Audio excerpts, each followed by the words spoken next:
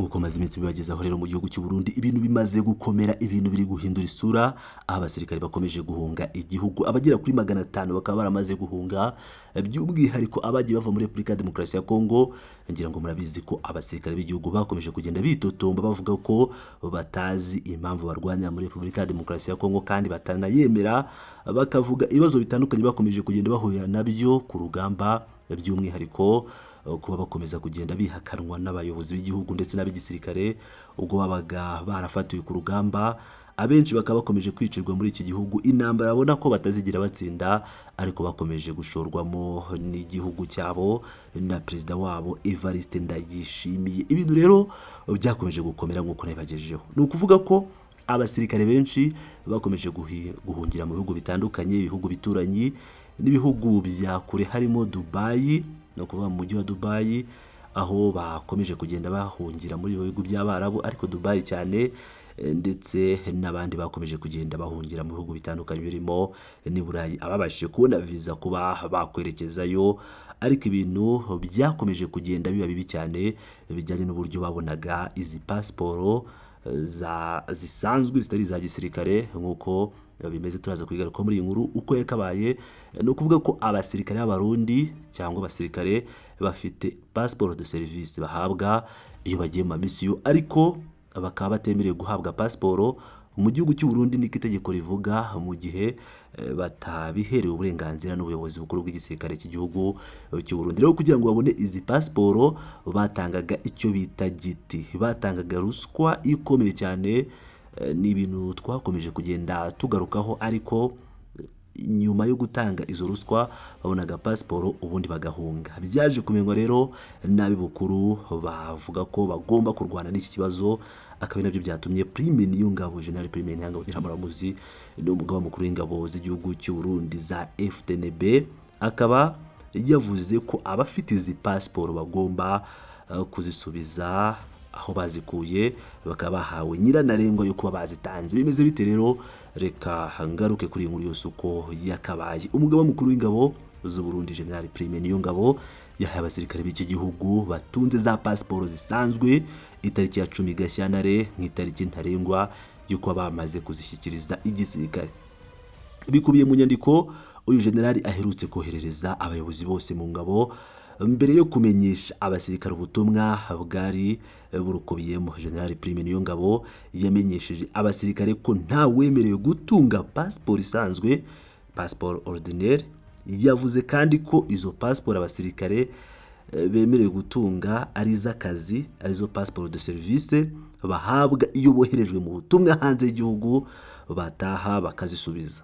Yunzemo ko mu gihe bibaye ngombwa ko umusirikare akenera kujya hanze y'igihugu atagiye mu kazi, asabwa gusaba umugaba mukuru w'ingabo ari we General Prime Niyongabo uruhushya rwo gutunga pasiporo isanzwe, undi akayimusabira. Ni ukuvuga ko bo batemerewe kuyisabira mu gihe bari bamaze iminsi bakoresha uburyo bw'inzira za hafi. General Prime Niyongabo rero akaba yategetse umusirikare wese utunze pasiporo ordinaire cyangwa urundi rupapuro rumufasha kurenga imipaka y'u Burundi ko yaba yamaze kubitanga mu biro bikuru by'igisirikare bitarenze ku wa 10 Gashyantare. Ku itariki 10 z'ukwezi kwa kabiri 2026 agomba kuba yasubije urwo rupapuro rw'urugendo cyangwa pasiporo.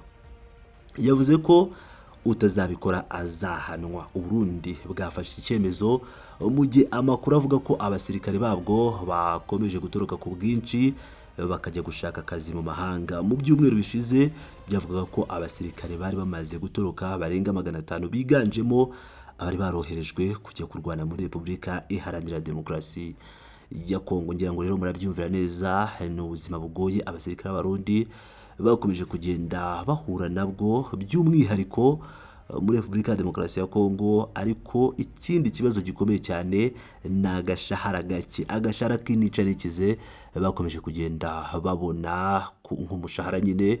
Bikaba bituma rero bavuga bati nk'urubyiruko, nk'abantu b'abagabo, dukwiye kubaka ingo zacu, dukwiye kubaka ubuzima bwacu, ntabwo dukwiye kubaho ubuzima bumeze nk'ubw'amatungo magufi. bikaba byaratumye rero bahitamo kuba batanga izo ruswa. Ari inzira ndende nababwiye nagiye ngarukaho y'uburyo babona izi passport ndetse n'amafaranga batanga, ariko byaje kuvumburwa rero bituma Prime Niyongabo yandika ibaruwa nk'uko nyibagejejeho nk'ibisanzwe. Rero ni Pilot News TV, reka dukomeze noneho mbabwira uko abahungira nka Dubai ibabaho. Twumve uyu Murundi wahungiye mu gihugu cya Leta Zunze Ubumwe z'Abarabu, aho ni mu mujyi wa Dubai, aho yarari kugaruka ku buzima bukomeye bahura nabyo, by'umwihariko kuba yaragiye gufatwa ku ngufu n'umugabo mugenzi we, ariko akagira utuntu duke twishimisha mubiri yikorera imbere y'uyu musore. Reka mbagezeho ubutumwa bwe bubabaje nk'ibisanzwe. Rero ni Pilot News TV, reka dukomeze. Tebitse bagenzi muraho neza, amanagira nsabe mubandanye mudusengera twe abantu mwarungitse no mu mahanga kurondera ubuzima. Twatiko turahuriye n'ibibazo bigiye bitandukanye, kwa dusanga duhuriye n'abantu benshi bagiye bava mu bihugu bitandukanye, basanga rero bafite imico itandukanye, usanga rero bikubyariye ibibazo bikomeye cyane. Nongeye asaba abantu bari no Dubai ushoboye kunyumviriza anyumvirize ko niko ndabivuga kose, ku ibintu bimbaye ko n'ukuri umutima nturaje hamwe. N'umuntu yari no Dubai ashaka nyumvirize, turazi igihugu cyacu naho hari abanyabyaha, gusa hari ibyaha ego naho biba tuvuga ati ibyaha na perezida arabyanka canke nta munyagihugu n'umwe yovuga ati iki cyaha yogishigikira. Mbo nje rero ni kuvuga banyimuye ahantu nashikiye ahantu hari Abarundi, rero banyimuye baca banje n'ahandi hantu hari Abahinde, Abapakistani. Ahantu none ndahamaze ukwezi nkora ntaha.